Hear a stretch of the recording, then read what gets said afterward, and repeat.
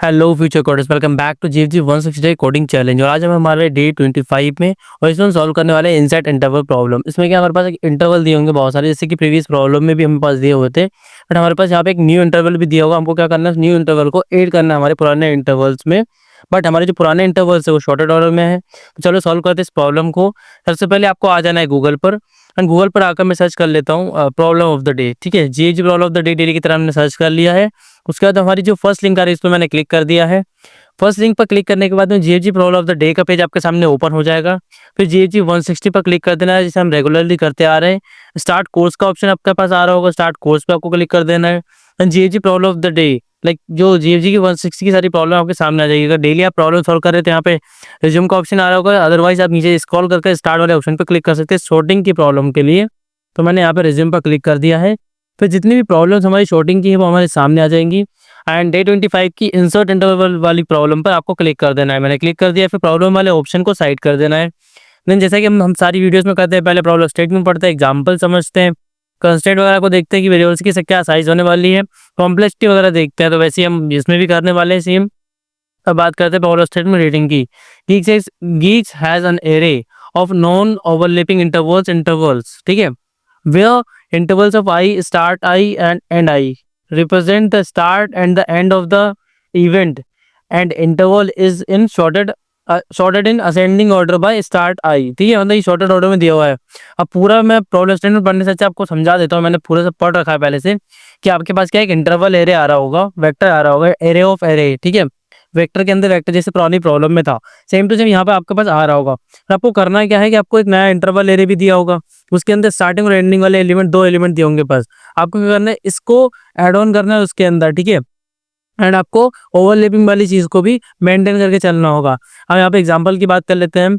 Example में देखो 1 3 4 5 6 7 8 0 ऐसा करके दिया हुआ है, 8 10। ठीक है, अब देखो न्यू इंटरवल क्या है, 5 6।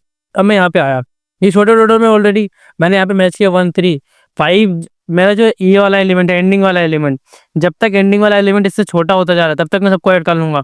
इसको ऐड कर लिया इसमें, फिर इसको चेक किया मैंने कि इसका जो एंडिंग वाला है इससे छोटा है, नहीं इसके बराबर आ गया। तो फिर मैं क्या करूंगा, इन दोनों के स्टार्टिंग को देखूंगा, फिर मिनिमम ले लूंगा। कौन सा है, 4 आया, 4 ले लिया। फिर 5 और 6 में से मैक्सिमम कौन सा है, 6, तो 6 ले लिया मैंने। 4 6 हो गया मेरा। अब 4 6 हो गया तो फिर यहाँ पे आया मैं, फिर इन दोनों को मैच किया मैंने। ठीक है, 4 और 7 में से, तो देखो यहाँ पे 6 हो चुका था, तो 6 की जगह हम क्या ले लेंगे, 7 ले लेंगे, ऐसा करके 8 10 ले लेंगे।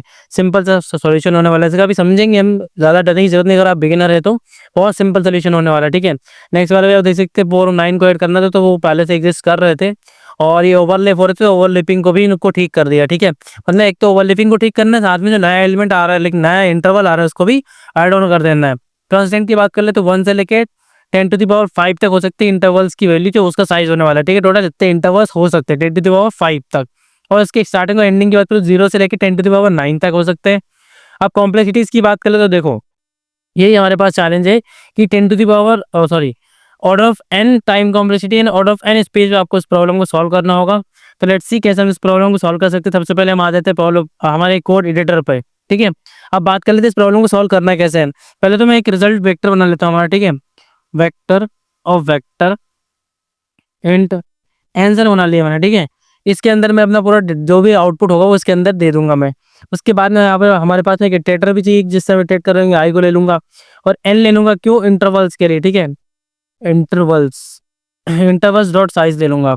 अब देखो मैं इसे पूरा टावर्स करूंगा, उसके अंदर पूरा आंसर लूंगा मैं। लेकिन यहाँ पे एक हिंट क्या दी हुई है कि भाई साहब ओवरलैपिंग को तो ठीक करोगे, लेकिन आपको चेक क्या करना है कि पहले जो न्यू इंटरवल है उसको भी इंसर्ट करना है।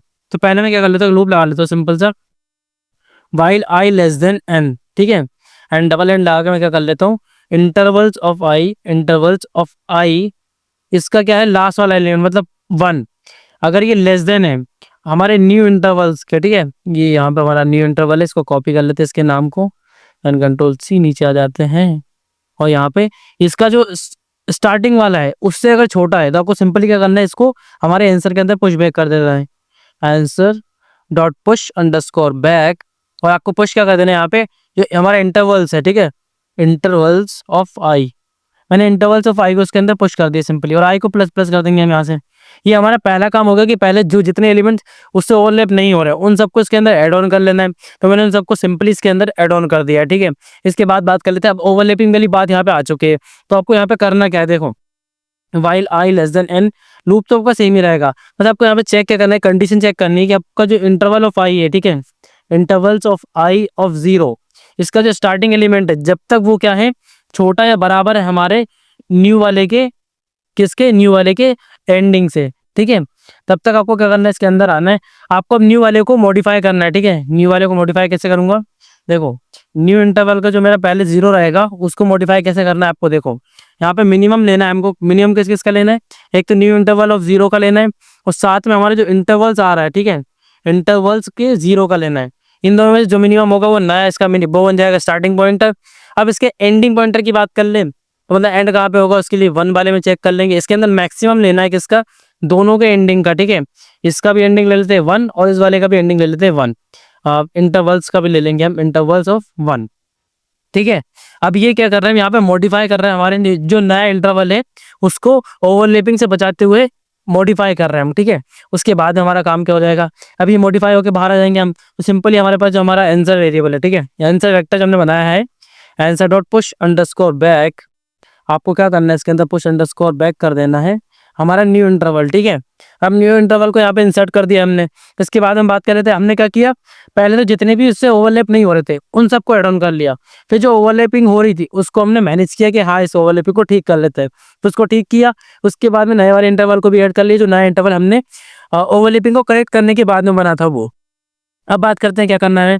अब सिंपल सा ये वाला लूप कॉपी कर लेना है यहाँ से, कंट्रोल C, इसको यहाँ पे लेके आ जाना है, ठीक है, और पेस्ट कर देना है। लेकिन यहाँ पे कंडीशन चेंज क्या होगी, अब हमारा ये वाला काम हो चुका है ना, तो इस वाले काम को हम हटा देंगे यहाँ से, सिंपली आपको डिलीट कर देना है, ठीक है। मैंने इसको पूरा को डिलीट कर दिया। बस हमारे पास एक ही कंडीशन बची, क्या कंडीशन बची हमारे पास में, कि आई लेस देन एन है, तब तक इन सबको पुश करते जाओ, ठीक है। अब इसे कंपाइल एंड रन करके चेक कर लेते हैं। एक सेकंड, इसको यहाँ पे रिटर्न भी तो करना होगा लास्ट में, ठीक है। मैं यहाँ से इसको रिटर्न कर देता हूँ, एक सेकंड, यहाँ पे एक प्रॉब्लम हो गई, रिटर्न एंड सब, ठीक है। अब इसे कंपाइल रन करके चेक कर लेते हैं हम कि सिंपल टेस्ट पे हमारा ये कोड वर्क कर रहा है, यानी order of n time complexity and order of n space में। अब यहाँ पे कुछ प्रॉब्लम आ गई वेक्टर वाले में, okay, vector of vector and, अच्छा यहाँ पे एक ब्रैकेट बंद करना था जो हमारे मेन वेक्टर का था, वो यहाँ पे रह गया था, मैंने बंद कर दिया उसको। नाउ इसे कंपाइल करके चेक करते हैं कि अब सिंपल टेस्ट पे वर्क कर रहा है नहीं।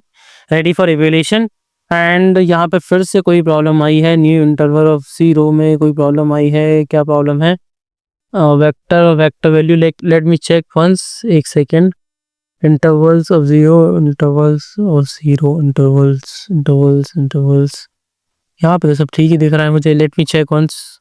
ओके, यहाँ पे मैंने प्रॉब्लम कर दी थी, ये हमारा आई ऑफ रहेगा, ठीक है, मतलब हमारे आई का 0 और आई का 1 रहेगा, ठीक है। ये यहाँ पे ये प्रॉब्लम हो गई थी जल्दी जल्दी में, एंड इसको भी आई का कर देते हैं हम।